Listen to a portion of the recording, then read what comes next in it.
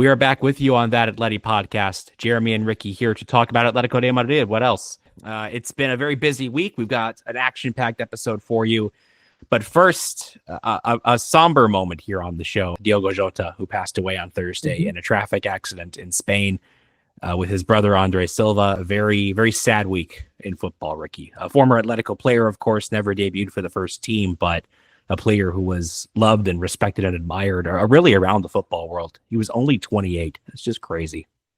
Saw him play in one of these preseason matches, one of these classic staples for Atlético Madrid, the Burgo de Osma friendly game every year against Numancia.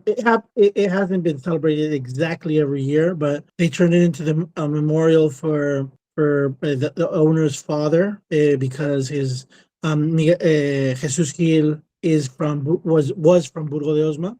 And the memorial match is normally celebrated in Burgo de Osma during a summer fixture, and it's normally against Numancia, a team from Soria, which is where Burgo de Osma is. Diogo Jota played for Atlético de Madrid B. He was part of the youth talent alongside another super talented player that you can really tell was something else, Caio Enrique, and both of them headed to places where they were more appreciated. I'm not very sure exactly if Diogo Jota's future was pre-established when he landed at Atlético Madrid, because he belonged to the group of players that was managed by Jorge Mendes, the super agent. And the same way as Falcao remained on Atlético Madrid as long as Jorge Mendes wanted him to, it did seem that the arrival of Diogo Jota and Caio Enrique were just parts of those transfers that came and went in Atlético Madrid in a sort of shady way, and not purely developing talent and scouting and recruiting that talent, because it would have made no sense for Atlético Madrid to just let a player that was so interesting, let him go. He went to, if I'm not mistaken, he went to the Wolves from Atlético Madrid. He went to Porto and then Wolves and then Liverpool. Porto and then Wolves, yes. And he really never got the shot of playing for Atlético Madrid. He did train under Simeone's orders, and it's such a tragedy. I do think that Atlético Madrid has to be as classy as the other teams that he's played for, and really have the player in organize a tribute that is worthy of such an important player, and a player that after he left Atlético Madrid has always shown that he had a soft spot for Atlético Madrid. There are several social media screenshots of him watching games of Atlético Madrid and enjoying the Rojiblancos even after his time here. So yeah, he just looked like a nice kid. The tragedy is everything surrounding it. Dying in tragic circumstances, dying with his brother, dying 5 days after getting married, leaving a young wife and 3 kids, a shattered family. I mean, for anybody that's a parent, and I think that only parents can fully understand the grief that it must be to lose children, to lose 2 of your children at the same time. I don't know how you come back from that. It's just tremendous tragedy for the whole family, and my best wishes for the family to stay strong.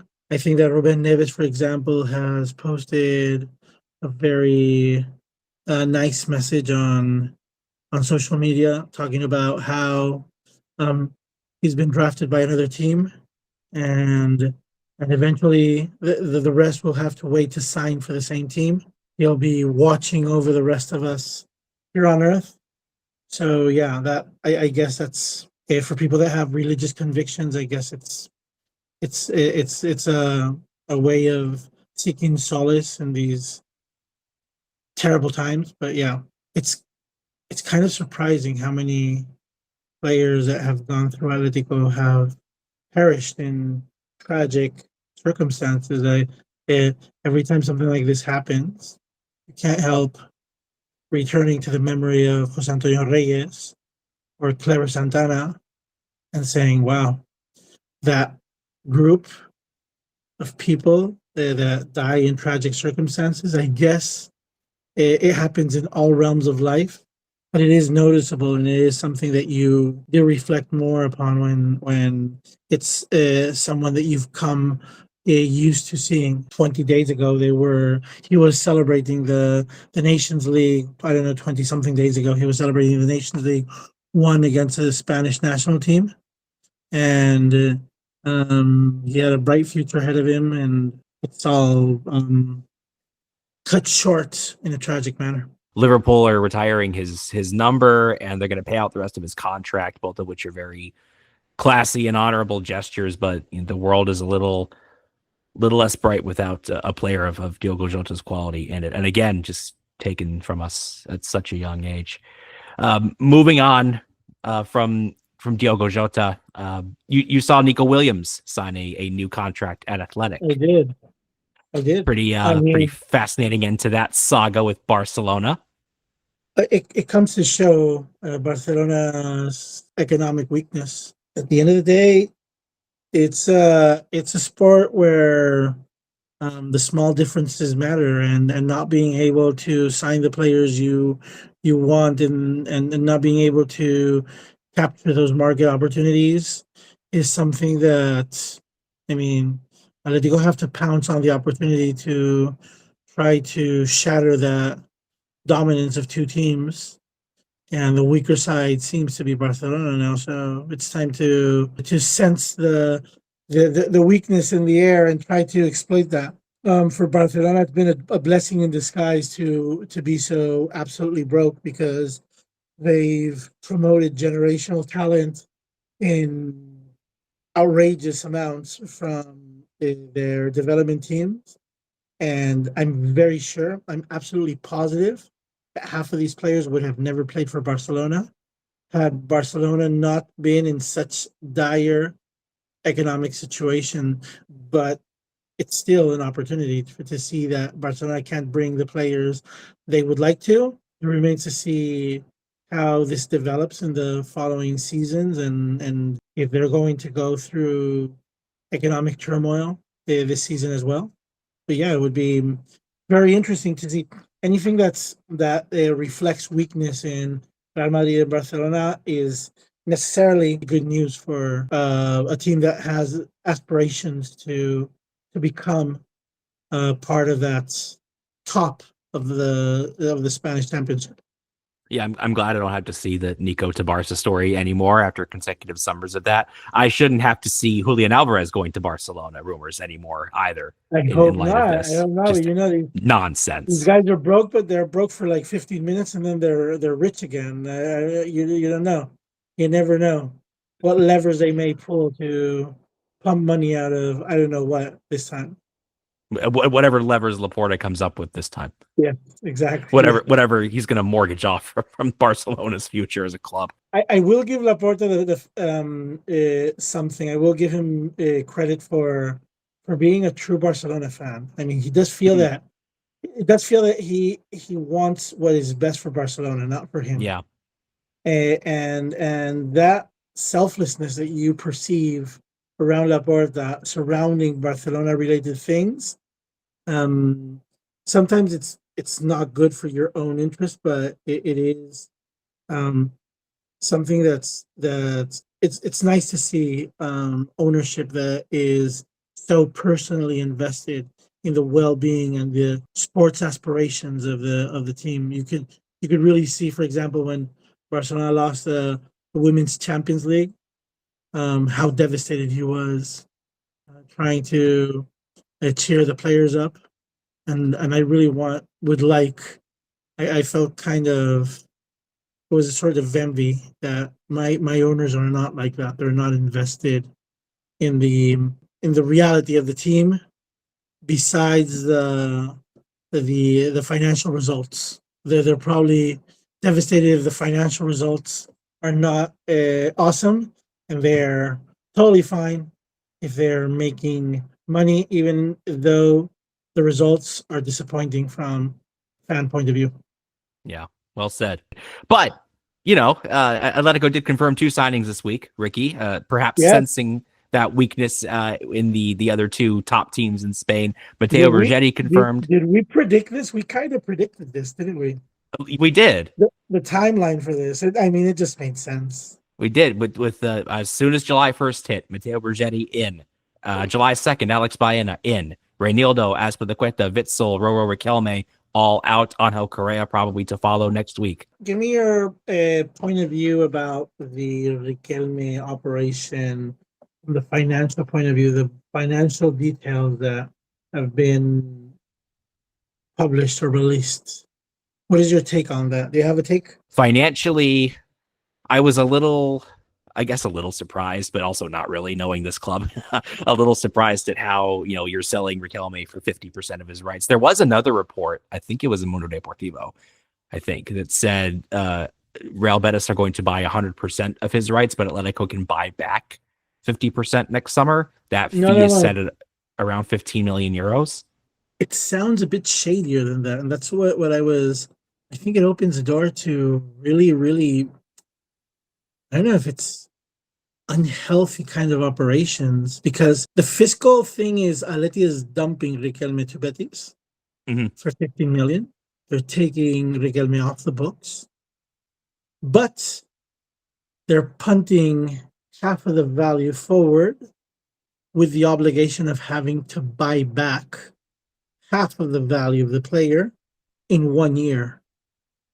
So it's 100% financial, and it's like the latest spin on what you can do with your finances. It's, if you're beyond broke, you can sell the player, even though the team that wants a player doesn't want to have full ownership of the player, only wants 50%, but you'll buy that 50% in 1 year's time. I don't know if that's going to open really weird situations in the future, but I could see that happening. Well, there have been just so many weird deals over the years. Samu last year, for 15 million for 50% of his rights, and then Porto can steadily gradually add percentages in the years to come. All those third-party ownership deals in the past. Diogo Jota was one of them. Rafael Santos Borre was one of them. Caio Henrique was one of them. Johnny Otto was one of them.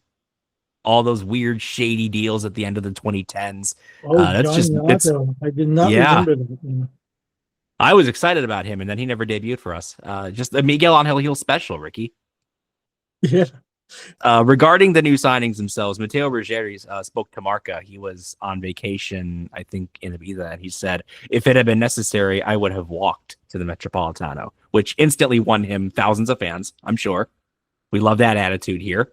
Baena said, I had the photos, the screen grabs right here. Baena had a couple of really banger quotes when he spoke to the club. He said, Atletico represents me because of their values and their character. He also spoke about wanting to play with Antoine Griezmann.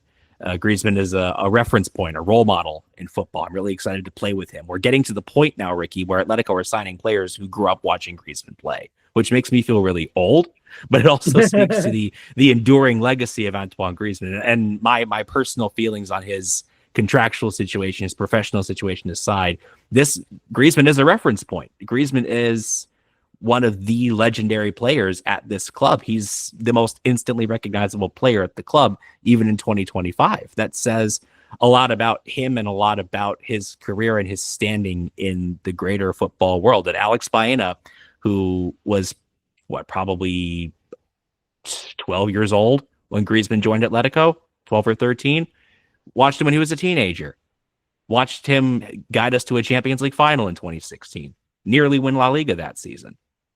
It's pretty cool. It is cool and it isn't, because it talks about how much of a priority that the aging of the team was that we talked about in previous weeks. Yeah, it does seem to be a priority, and now it seems one that's closer than ever to starting to roll. And the thing is that the 3 signings are exciting. But it feels like a task half finished. It's like we still have to continue pushing, and I'm very excited that the three have come to fruition, but experience tells me not to be too excited because the market might stall for Atlético Madrid as they start to look for some spare cash in empty drawers. Like I had a couple of millions around here somewhere. Let me check. They must be somewhere. Yeah, I'll pay you like I'll Atlanta check back whenever in I with find you. them. I'll Yeah. check back in with you in a month. We're going to see Yeah, where we are in a exactly. month. So it's like I'm not gonna say it's day to day, but Atletico de Madrid is in a very good position right now in the market, but maybe in a month's time it's not in a good place anymore. Yeah, So it it very well could be. started very well. Now we need to continue pushing because one of the problems that we have with signings in recent seasons is too little, too late. That Mhm. would be the summary. We don't get enough signings, and when they are here, they don't fill all the holes that we've detected that are leaking, and they and chaos ensues until Simeone finds some magic bandage that will work throughout the year in a subpar manner, but good enough to achieve results. Thing is that I think that there is a self-imposed burden that's something very, very different to what's happened other seasons. Simeone feels like he's no longer okay with the message of just competing for trophies, just finishing within the three first teams. It doesn't seem to be enough anymore for Simeone, which is new. Because for him it used to be okay because it was okay for the team, for the ownership, I meant.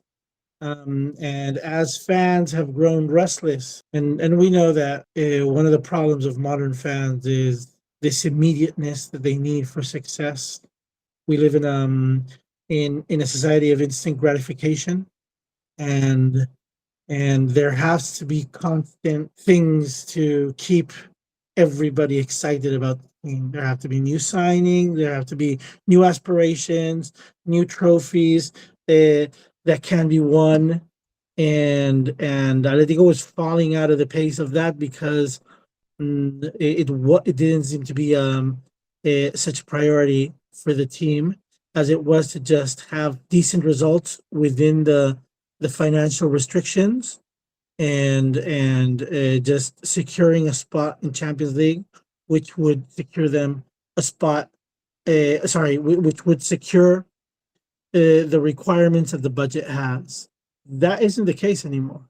And since it isn't the case, and Atletico has boldly gone to the market to do what they've been dragging their feet about doing for the last 2 or 3 seasons, is this just something that is going to be these three operations and that's it? The pipe is closed, or will there still be space for what we talked about? We talked about wingers, we talked about a defender or two Or or three. three, a midfielder. What's going to happen with Rodrigo De Paul's contract situation? I mean, so it's a developing situation, and there's a lot of uncertainties. If I'm very optimistic right now talking to you, I might sound ridiculous in a week. And if I'm very pessimistic and we make we close 3 signings next week, I'll sound equally ridiculous, but in the opposite. So it's a little bit wait and see, in my Yeah. opinion. Just looking at last summer, we didn't close any signings till the end of July. And these players weren't here for preseason. It contributed to the slow start that Atletico had last season before Simeone found a few fixes and Atletico went on this historic winning streak.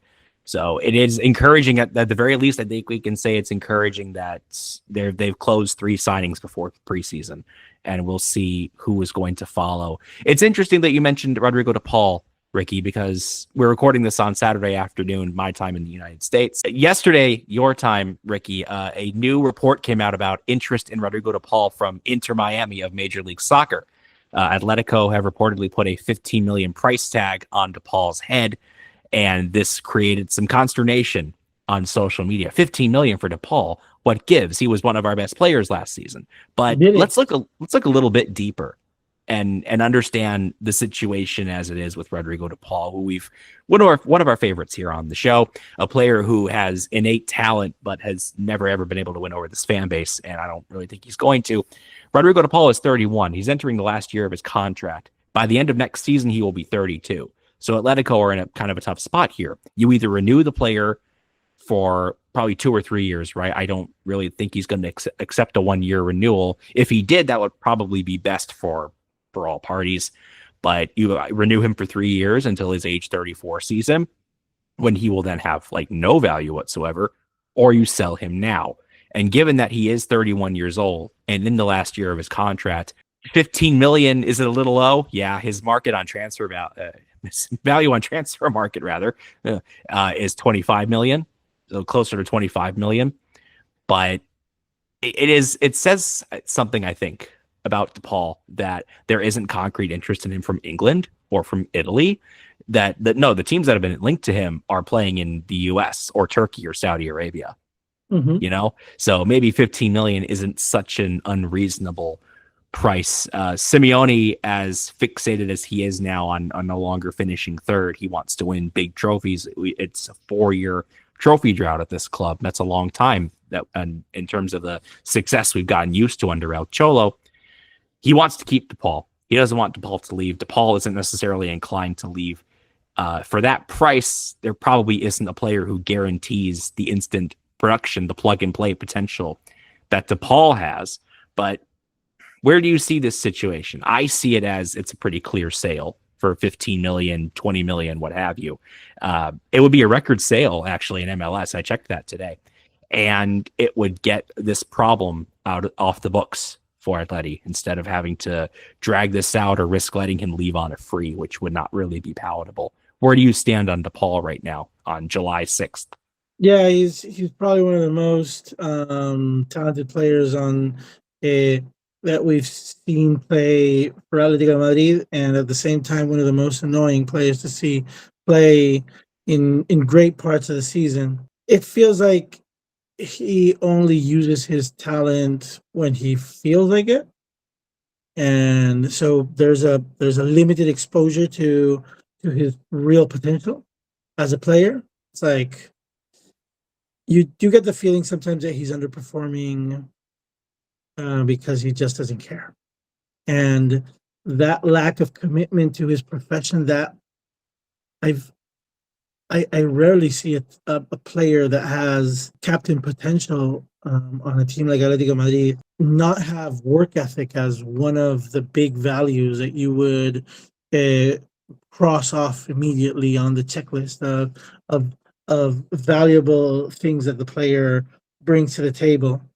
It's just that he is so good sometimes, and so below average others, that you really can't commit to the player because you've never seen commitment from the player. It's that simple. I think that boils down the whole situation. Some say he just runs out of gas, and he just runs very low. They call him, how they call him in Argentina, el motorcito, the small engine. I would say the broken engine sometimes. Sometimes he works on a broken engine. Sometimes he gets a quick fix and suddenly starts to play very well. But it is true that he's a talented player. Atlético Madrid invested 35 million euro to sign him and bring him, and he's not a clear keeper. I think that the horrible pre-Qatar World Cup first half of the season is a real game breaker or deal breaker for many Atletico fans that just came to the conclusion that you cannot trust Rodrigo De Paul with the keys of the team, because he hasn't stood up to the opportunity. That's a feeling I have.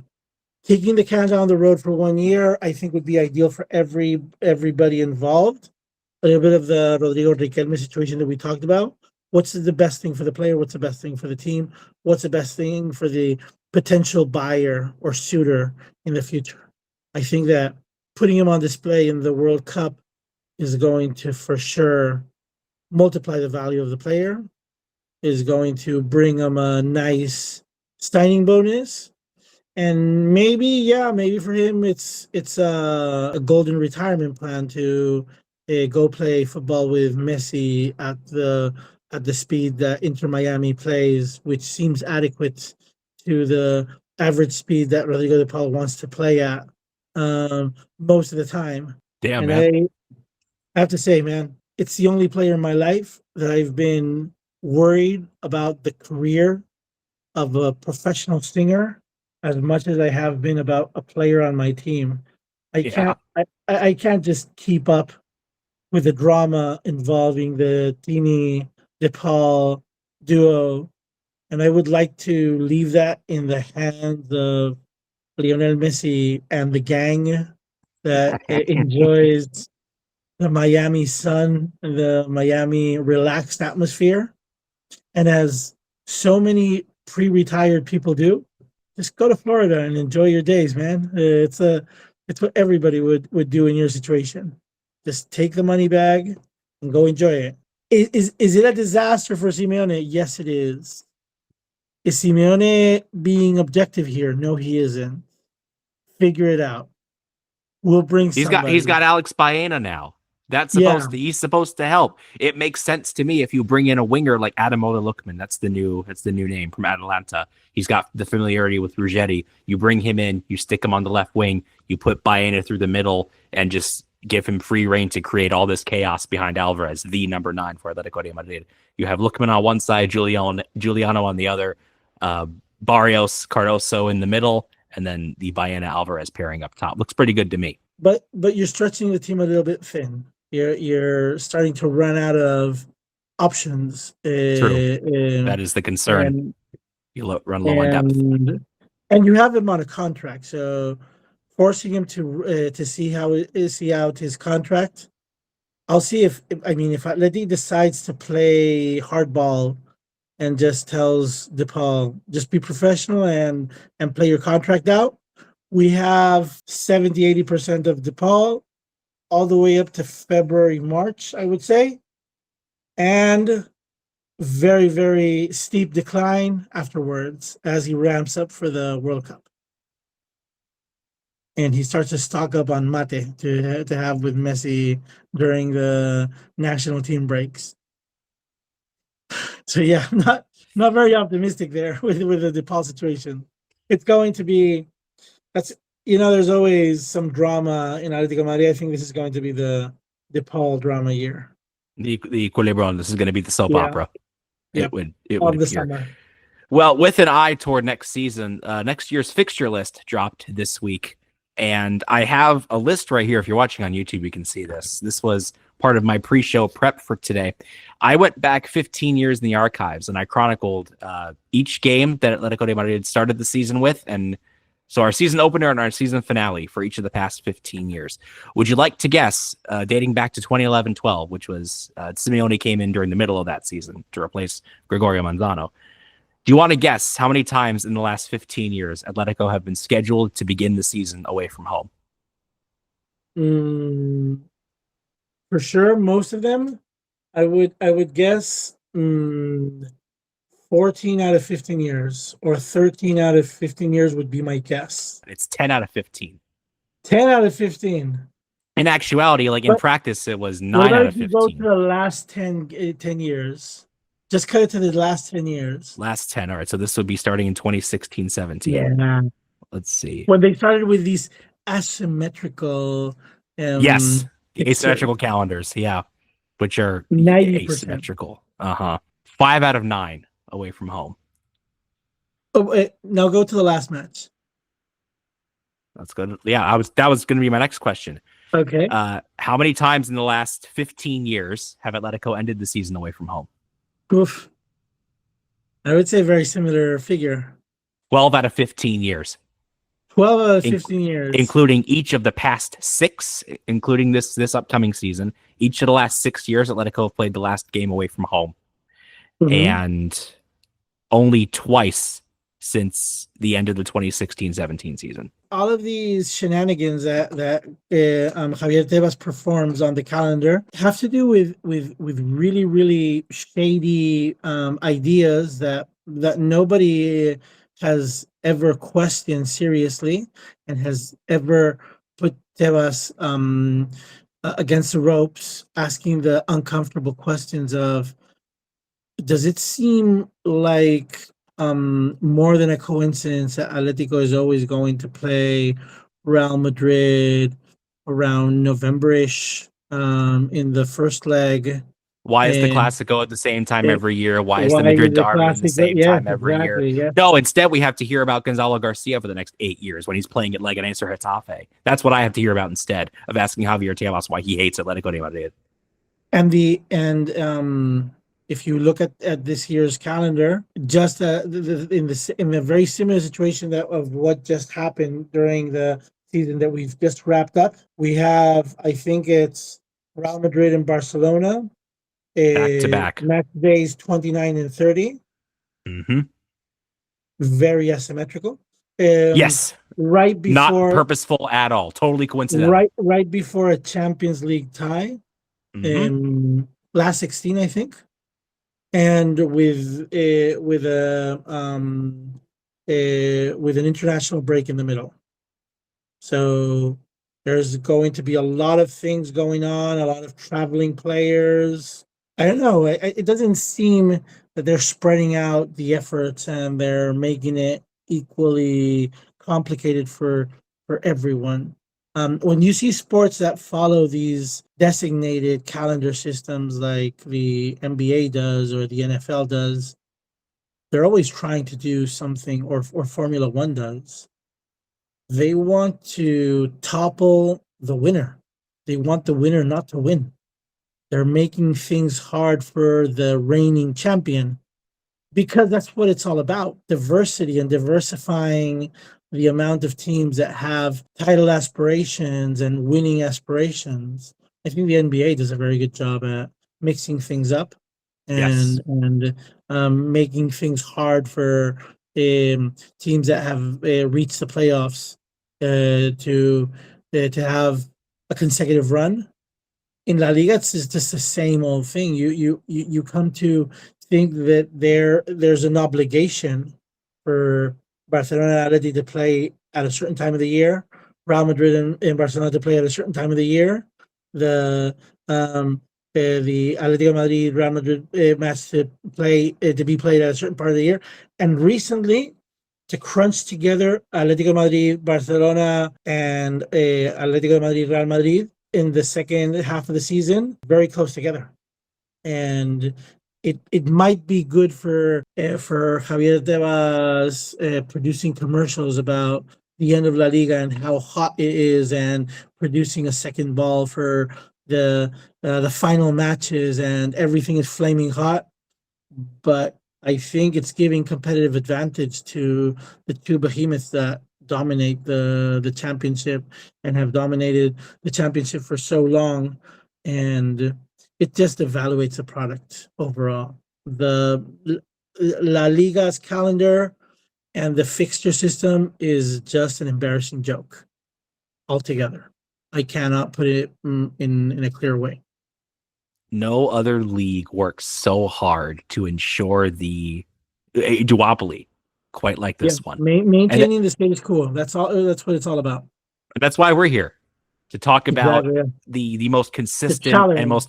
the most annoying challenger. And maybe, just maybe, there will be a silverware challenge, an even better one, upcoming in season 2025-26. To end the show, we're going to bring the history corner back. We haven't done this in a couple of weeks because of our time crunch, but this week we learned so every year for club members, Atletico sends out a Socio card with the image of a club icon, a club legend on it. This year, the choice was Diego Forlan. Yeah. I just let me see if I get this right. Forlan is an exceptional player, and he had a very successful career as an Atletico player, but it feels like a joke to compare him to the caliber of legends that have held that status of being the image of the club for a season. And old school fans are extremely annoyed with this selection. I I'm sure that probably most of the things that we're going to talk about is news to you, Jeremy, and to a lot of the listeners, because this is like one of those small side stories that happened during 2010, and it just goes to show a little bit about mistakes that football players make in tense moments. And if you've ever seen recordings from that period of time from 2010, 2011, there was a very famous chant, Uruguayo, Uruguayo, Uruguayo, Mhm. that was used to celebrate Forlan. He was a tremendous signing for Atlético Madrid. He was quite successful during the first seasons, but I don't remember exactly when this is. I think I have it somewhere around here. He had an incident with the stands in during a match in 2010. There were like some criticism to his performance, and some fans whistled for Lan's performance. And when he scored a goal against Atleti Bilbao, he looked at the stand and he said, "Now what? Suck on this." So that is the memory that a lot of fans connect to Diego Forlan, and his legacy is inevitably tied to the Europa League, to shattering 35 years of international lack of success, of being alongside Kun Agüero, a fantastic duo, attacking duo at the front of Atletico Madrid, and being one of the most lethal strikers Atletico has had in recent decades. But the same way as Kun Agüero's legacy was tarnished by the way he exited the club, I think that Forlan's legacy was kind of tarnished by that incident and by what ended Forlan moving on from Atletico Madrid. He moved on to Inter de Milan after being in Atletico Madrid because of a dispute with Quique Sanchez Flores. And at the end of the day, both Quique Sanchez Flores and Forlan left the club. Quique Sanchez Flores was not happy with Forlan's professionalism during the last season after the Europa League win, and he started to bench him, and he wouldn't play him as a starter. And Forlan was very, very upset and very, very vocal and very expressive about how he didn't accept his secondary role. And Quique Sanchez Flores was very annoyed that the ownership was not backing him up on his decision to not play Forlan. Every time that Forlan didn't play, the immediate question to Enrique Cerezo was, "Why isn't Forlan playing?" And and he said, "I don't know. I think he's a great player. I would play him every single match." So that was the way that Enrique Cerezo triggered all of this. He created one of the most famous lines, one of the most famous quotes with the Forlan operation. At the end of the season, Forlan said he wasn't going to play for Atletico Madrid. They had to look for a new club for him, and he was just sold off for 5 million to Inter de Milan.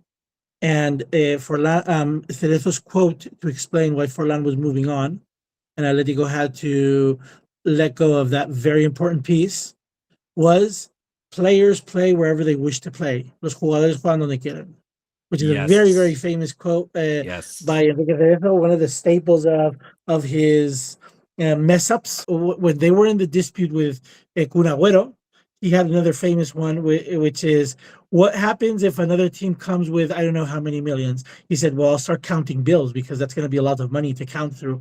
Voy a empezar a contar billetes." That was the way he handled that situation. So in the Forlan and Agüero environment, all of that era, and Quique Sanchez Flores, their legacy is brutal, but at the same time, the memories that the fans have are somewhat misconstrued by some of these episodes of a conflict with the fans, or with the coach. Every time that Forlan would play, if he scored a goal, he would be like very defiant towards the coach and towards the stand, like saying, I should play all the time. Part of the stands would start chanting Uruguayo, Uruguayo, as they did in the previous seasons, and other parts of the stand would boo. So it created a lot of dispute and internal unrest in the club. The thing is that Forlan has been very grateful and very vocal about how much he loved playing for Atletico. And whenever he was here, he always said, I'm not an Atletico fan because I'm only a Peñarol fan. I'm a professional player that plays for Atletico Madrid. That's what he said while he was an Atletico player. But after he's left, he said multiple times that Atletico de Madrid has a special place in his heart, that he loves it very dearly and it's very close to his heart, and that he really missed an opportunity to stay on a team that he loved so much for a longer period of time, that he hoped he hadn't been so hot-headed. So he kind of made amends, and some fans have forgiven him, some haven't. There's so many important players that have been a very important part of the legacy of this team. To think that Diego Forlan was the next batter up, I have no problems with it. I just think it's not the right choice. I would have chosen other players before. I would have. I don't know if Gabi hasn't been on the card. No, has not he? yet. Godin hasn't been on the card, has No, he? I guess it's too soon for those two. Why? I don't know.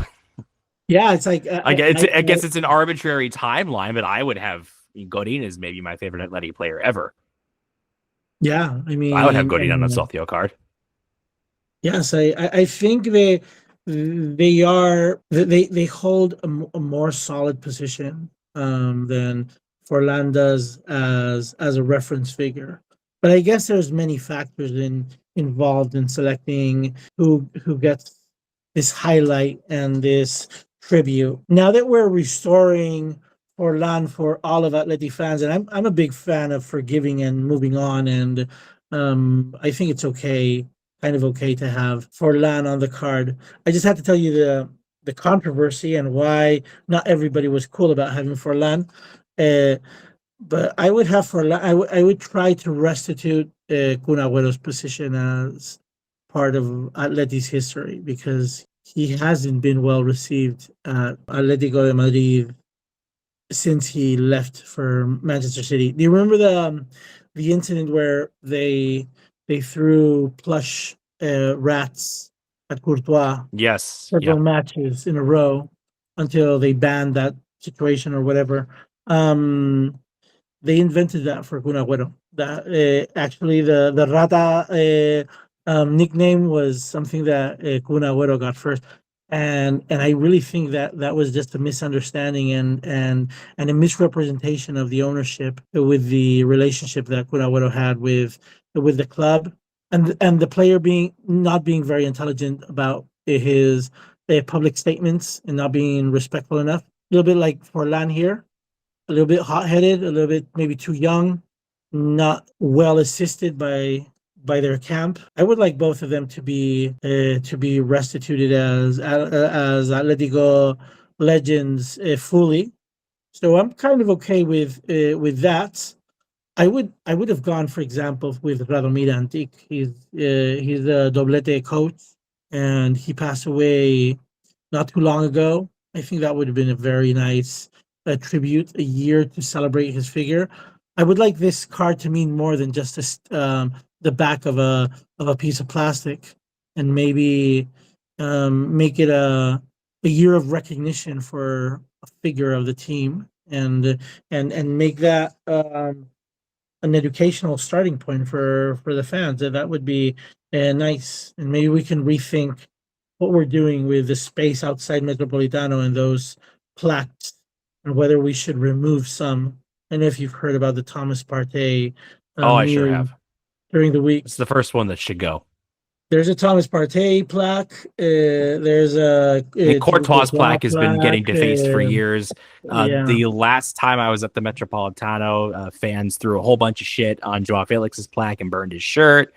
Joao So, like, Felix. There's, yeah, I mean, a few more. these situations should be like inducting someone in a memorial space should be something that is not connected to the number of games that they play for the team. It just has to do with respect and following Dignity. the values of the team. And if those values are undermined, well, I'm afraid that the plaque has to go. I think that that's something that we have to, I don't know if reinterpret or repurpose moving forward. And I do know that the club has taken some baby steps in the right direction, but there's still some space to go in that direction. Radomir Antic Socio card would have been really nice because this is the 30th anniversary of the Doblete this coming season. Yeah. And that'll be its own history corner because I do want to talk to you about the Doblete season. Any of those living through that was heroes, like. Kiko Narvaez has had a sort of tumultuous relationship since he became a media pundit with Atlético de Madrid fan. So he's sort of tarnished his legacy a little bit. It's just kind of a thing. Atletico players, when they go into retirement and they start talking, some fans just don't see eye to eye with them. I mean, latest controversy. I don't know if you've ever seen the Spanish version of the Zone, but some clips here and there usually.